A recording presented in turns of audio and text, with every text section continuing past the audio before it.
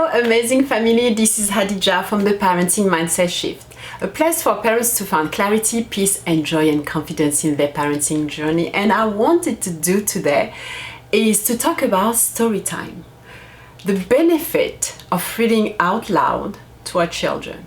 I want to share 5 of them that I wanted to share with you today, and also at the end we are going to have a little surprise, right? So first of all, why reading a story out loud to your kids benefit us as well as them? And for me, it's something that actually brings joy. And those are the little things that we do throughout the day, the evening, or routine in the morning or in the evening that brings joy to us. So the benefit number 1 that I have for you is reading a story to your child create bonding. And bonding, it creates this relationship that you have, the little things that they are like waiting for in the evening because they're going to be reading a story with you. You're going to be cuddling, and let's get started with the story. Like, this is something that they will look forward to as well as you do, even though you will be reading the same book over and over, but just being with your child in that moment and appreciating the fact that he's enjoying that 1,000 time that you've been reading this story, but still it's beautiful and it's a benefit for both of you. The second reason that I feel like reading a story out loud is also important is how you show empathy throughout the different stories that you can read to them, and how to express them, how to use the words to communicate to them. And those are the different stories that they have on those books, that sometimes they're building new experiences that the child will not have had if they didn't read the story. And throughout the story and throughout the different scenarios, you can have those experiences shared with them and have a conversation about it, so which will also build a vocabulary, right? Which goes to my benefit number 3 is expansion of their vocabulary. Of course, even though they can also do that by themselves, but reading out loud help them to match what you're saying and with the words that you're showing, and learn and expand their vocabulary. Depending on the age, of course, at one point, and for me, they can actually teach you some words. For me, my English is my second language. So the fun part that we have with my kids sometimes, it will be like, I don't know that word, do you? And then share the different definition of it and then look it up together, because it's actually fun that it's possible that mom or dad doesn't know the word. And of course, this is going to be if we read in English. Same if we read in French, because I will be also reading stories in French to make sure that our home language is kept at home. And those are the different experiences that we will have. The benefit number 3 will be to help them stay focused. Those are the opportunity that it's only required for a time, a little time, and it's going to help them focus. So taking that habit of having this moment and just doing just that is an opportunity to teach the different focus and concentration. And the last benefit that I wanted to share with you is spreading the love for reading. That's really the main thing that I feel reading aloud to our kids, taking the habit of just reading with them is giving them the opportunity to actually love reading. And I love that that's what we've been doing since we were our kids were little, and having a house full of books and having this love of reading, showing them that we're enjoying it and we're loving it. And so that's really what I wanted to share with you, what all the things that brings me joy, because sometimes we feel like all the different activity that we do as a parents, we don't see it as something that actually can bring joy to us.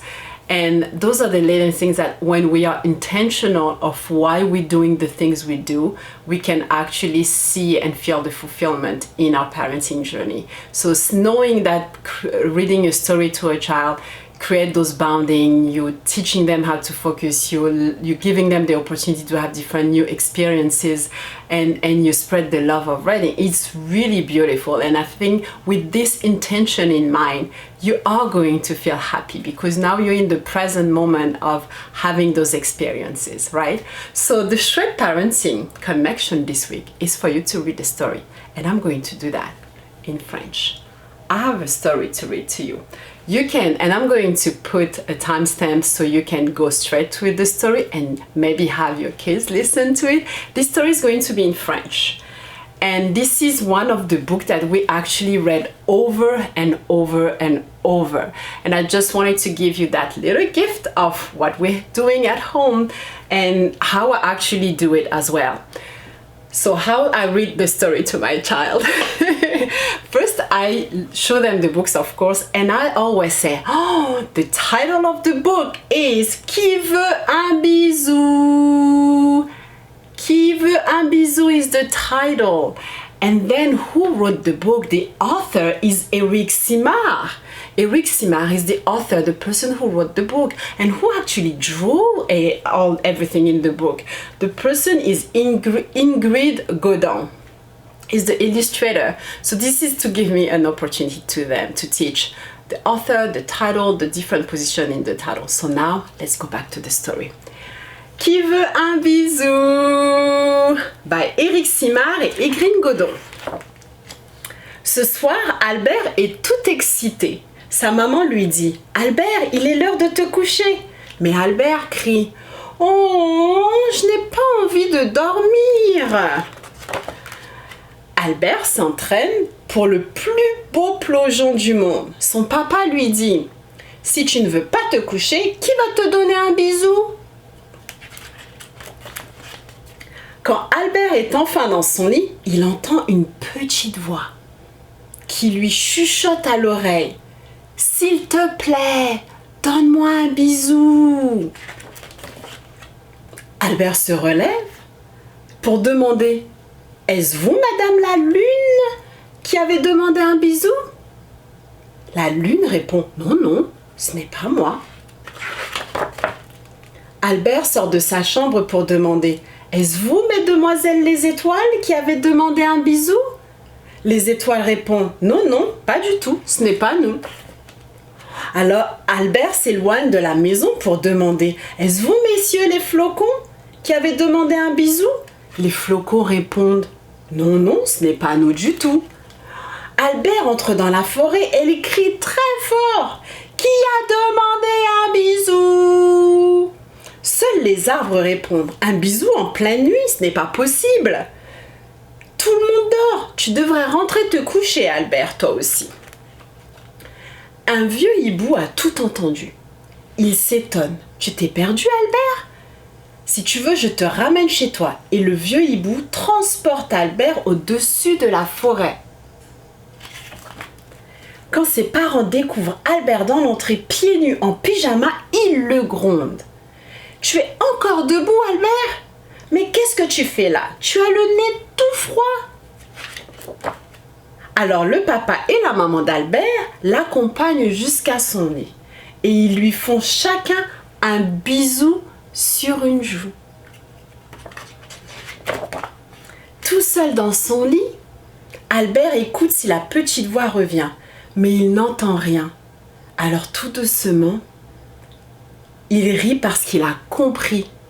C'est lui, Albert, qui demandait un bisou et il en a eu 2. Un sur chaque joue.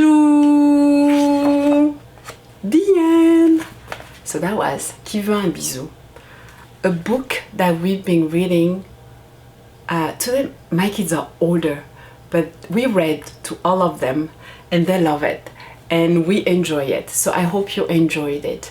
So hey, if you like this video today, it was a very simple one reminding us of the benefit of reading out loud to our children, giving an opportunity to read to your child maybe this French book. And if you like those kind of video. I can do more of those. I have plenty of French books that I can read, or even other type of book that I can read with you. And hey, like, share, subscribe to this channel so we can help YouTube know, let YouTube know that we are loving those videos, enjoying the spread, enjoying the content of those videos. So thank you so much, and I will see you next time. Au revoir.